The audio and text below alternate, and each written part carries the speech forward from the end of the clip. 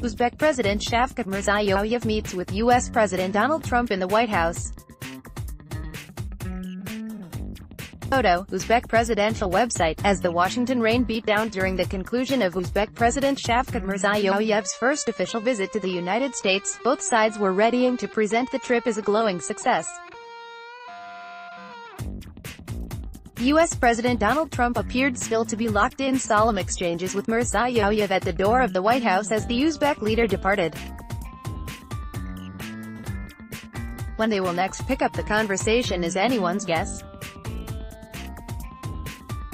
"We've been working very closely together on different things, including trade. They've actually made investments here. We make investments there," Trump said during a May 16 press briefing, without getting into specifics. "We are working together from the standpoint of the military, including his purchase of equipment and military equipment from the United States," he added. Mirziyoyev, said Trump, in what probably wasn't intended as a backhanded compliment, is a man very respected in his country. Since the 9/11 attacks, Washington's perceptions of Tashkent have been heavily colored by the war in Afghanistan. The nadir of relations came in 2005, when Uzbekistan was still highly useful to the United States as a hub for military operations. After Washington criticized a brutal crackdown on protests in the eastern town of Andijan, Uzbekistan's then leader Islam Karimov ordered the closure of the U.S. military base in the country. Mirziyoyev, who arrived in Washington amid a crescendo of praise as the man overhauling Karimov's system, would be forgiven for reflecting on his predecessor's luck. 10 years after Andijan, with relations between the countries improved despite Uzbekistan's human rights record remaining abysmal, Tashkent benefited from the biggest ever donation of U.S. military equipment as Washington withdrew troops from neighboring Afghanistan in large numbers. Washington gave Uzbekistan over 300 mine-resistant ambush-protected vehicles and 20 armored recovery vehicles as part of the much-criticized gift.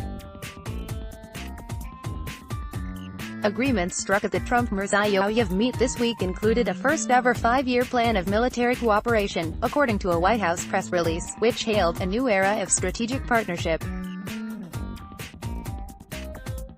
Washington has also pledged technical assistance as Uzbekistan continues work towards joining the World Trade Organization, as well as vaguer political support for Uzbekistan's increasingly ambitious plans to develop transport, road and rail infrastructure in the region.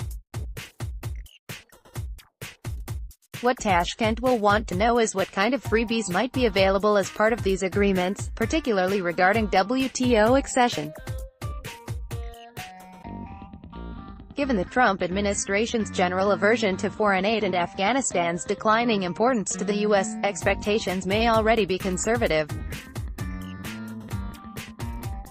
More curious are the 20 major business deals Uzbekistan signed with U.S. companies worth $4.8 billion during Mirziyoyev's visit.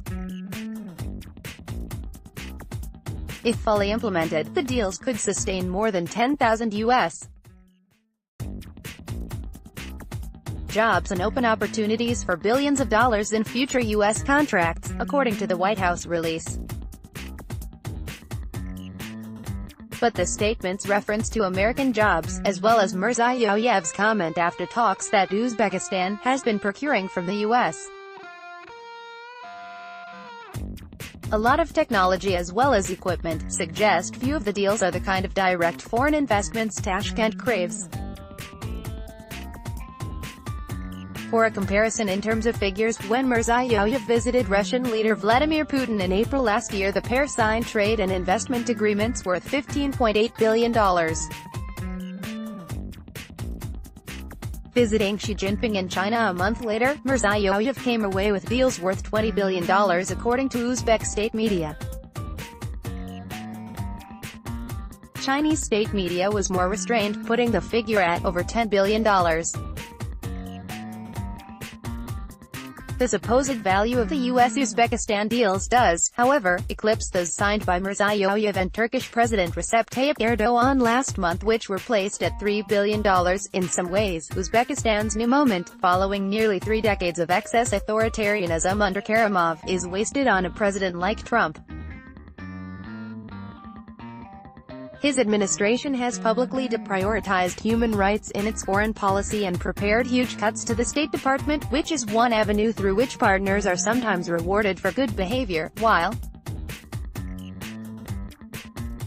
the White House press release said Trump had recognized the country's tremendous progress on important political, economic, and social reforms. Trump made no mention of them in the pair's public appearance.